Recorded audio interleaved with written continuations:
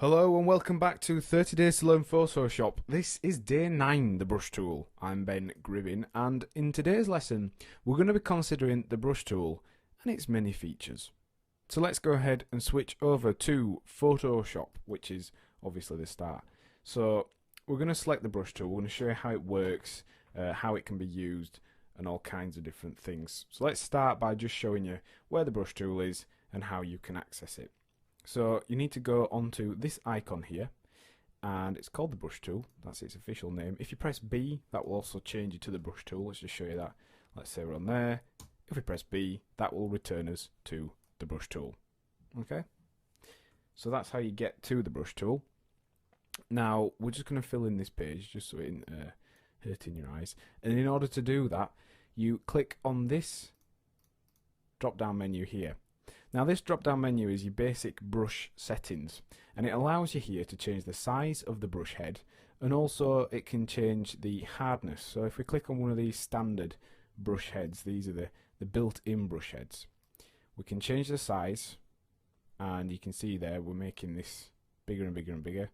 Let's go and change the foreground colour to black, just so we're not looking at those squares. And that's all you need to do to use it. Essentially, you just click and drag and draw. So if we just show you that again, this time we'll change the setting of the brush head so it's a little bit bigger, but the hardness is down to 0, so you'll be able to see the difference between the two. If we just select one of these swatches, that's a softer brush head. So you can see the edges compared to the one we'll do now. Let's change the hardness. You can see the edges are softer, more gentle, whereas these are hard, very contrasty edges. So you can use that completely to your advantage. Now there's some more settings for the brush tool up here on the options menu. We've got the mode, the opacity, and the flow. Now those are three main ones that you will use. So we're going to consider the blending mode now.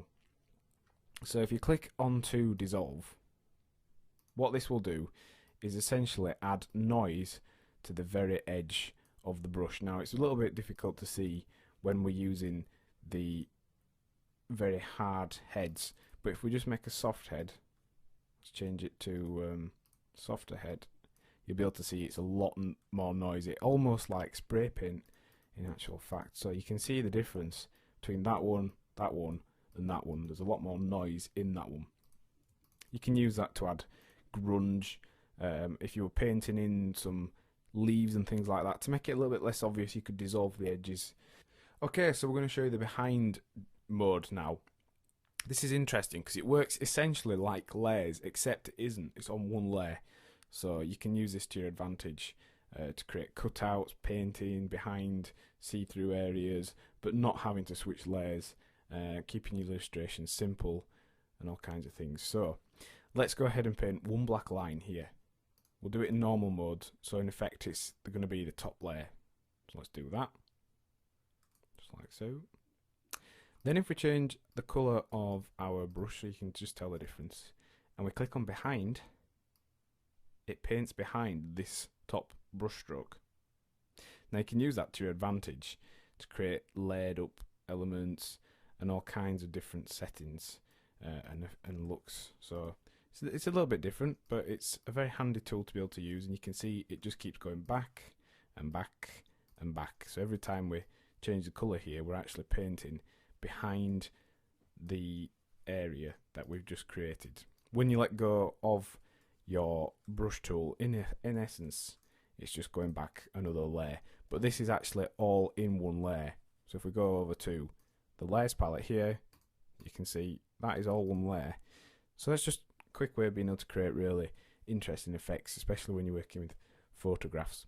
And then finally, this is the clear mode, and it basically works just like the eraser tool. If we were to just zero that, you can see it's just erasing everything that we've done. So you can use that instead of using the eraser tool, because this would actually be set to the same settings as the brush that you used, whereas the eraser doesn't have the same settings by default. Next to the colour mode, you will see opacity and flow. Now these two are very slightly different, and we're going to show you how now.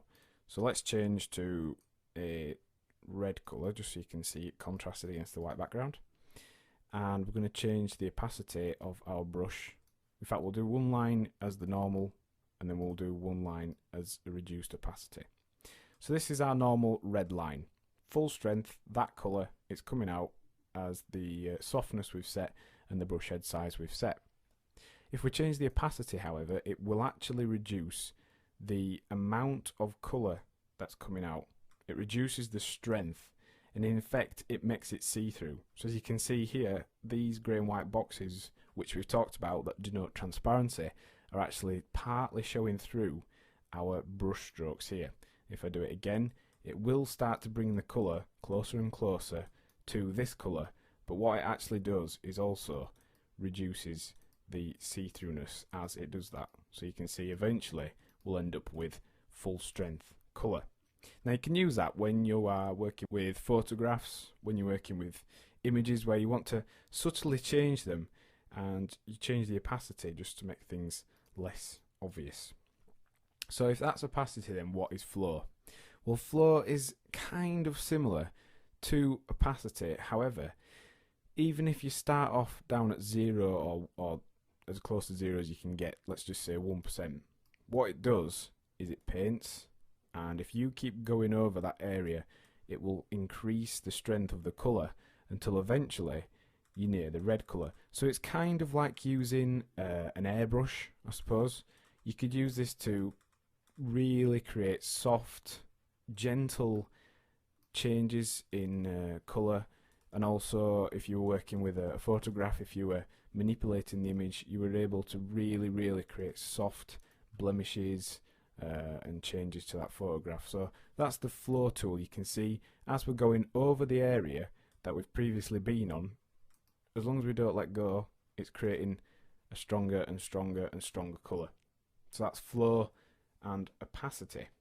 So then we're going to look at the brush settings. Now this is a panel in the sidebar panel which allows us to change all kinds of dynamics to do with the brush head itself. So you can see here we've got all the hardness settings that we had before, but also we can change the roundness, so we can actually start tweaking around with the way the brush is going to be applied to the page. So this is almost like a calligraphy style pen head now. We can change the rotation, we can change the roundness, we can change the orientation of the actual brush, so we can flip the single brush, and you can change pretty much everything you want. Let's just show you some of the main things that you would actually want to change, and we're going to do that by using a very slightly different brush. All you need to do to select a new brush is on either this panel or that one. When you're working with the brush normally, you'd probably use this one. Click the drop down menu and just select your new brush. If it's a custom brush, you won't be able to set the hardness of it because it is a certain hardness, but the basic brushes you can change all those settings for. So let's click on this brush head here. This is going to allow us to show all the different dynamics and settings we can input. So you can put spacing in if you wanted, and this allows you to, as the name suggests, space out the different brush heads. So you could actually create the effect of having pop rivets using this one. Let's just change the size. If we show you that along there, change the flow back up again. If we go along here like that, that creates the effect of actually having pop rivets, and we can change the spacing again if we need to do so. So let's go onto there again. We can keep going, and we can also turn that off. Let's go back to the basic photo brush. That will just create a nice smooth line. If we go into shape dynamics, this is going to give us all sorts of jitter settings. So let's just go back to one of those screw heads, go onto the brush panel, and if we click on shape dynamics, turn those on. Size jitter allows you to actually create almost like chalk or wet brush watercolor style brush heads. You can control it by using your stylus wheel on your mouse, or if you're using a tablet, you can use that. And also you can have it fade out. So if we just show you that over here, let's change the size of that. If we go down here, it changes the size of the brush head fades it out. But also you can see, instead of it just being one of those screw heads, it has got like a sort of brushed effect. And that's from the size jitter. So if you were using stars and things like that, you could use this partly with angle jitter and roundness jitter to be able to create stars, snow, all kinds of things. The minimum diameter just tweaks this end where we're fading it out using whichever control we're working with, and the angle jitter rotates the heads of the screw in this case, and it does that randomly, so it helps you create all kinds of different effects. Let's just space it out so you can see a little bit better what it's doing. If we go back to shape dynamics and we change the angle jitter, you'll notice all the screw heads are changing randomly towards each other. And again, you can control that by the direction you're going in, or you could change it using the stylus wheel, pen tilt, pen pressure. And the roundness jitter, that essentially squashes and changes the perspective of the different brush heads. So again, creating a really cool, completely different kind of brush just by changing these settings. And these are all based upon the original brush. It's still that sort of screw head brush. So you can see us just using the eraser tool here to take it back, just so we can show you some more of the brush settings. So this is our now shape dynamics, and I believe that's the roundness jitter that we've got set on there. If we combine them together, we can start having them look like they're spattered about and all sort of things like that. Also scattering, this is a good tool. This helps you start to make them thicker and wider. Again, if you were using stars and things like that, you'd be able to create the effect of shooting stars, space, snow backgrounds, that sort of thing. Let's just undo those. Also under scatter, by changing the count, it actually changes the amount of scattering. So you can see that's not very dense. That one is. So that's how you change the count of your scattering. Dual brush. This allows you to, in effect, within a brush, paint brushes. So I know that sounds a little bit complicated, but we've got our original brush selected. Now we're selecting a secondary brush, which is in effect going to mask off or stencil out those previous brushes. So I'm going to show you this by using a more dense first brush. We'll set it on this brush now, and if you watch this now, it's actually masking out the edges of the previous brush into sort of circles. So that's quite handy, works very well. And again, you can then change the scatter, the size and the count for that brush. Color dynamics, you can actually change within scatters. You can have all the different brushes randomly changed colors. You can have them sort of go through a color range, which is handy if you're using leaves or grass, things like that. And then finally down here we've got things like noise, which will add noise to the edges of your brush heads, and wet edges. This is a way of being able to make them look like they've been stenciled on using watercolors or using some sort of permanent marker. If you just see the difference there, it looks very saturated and under contrasted and almost like it's got wet edges. And then finally smoothing, just smooths out the edges of the different brushes. So finally we are going to look at how to load in new brush heads.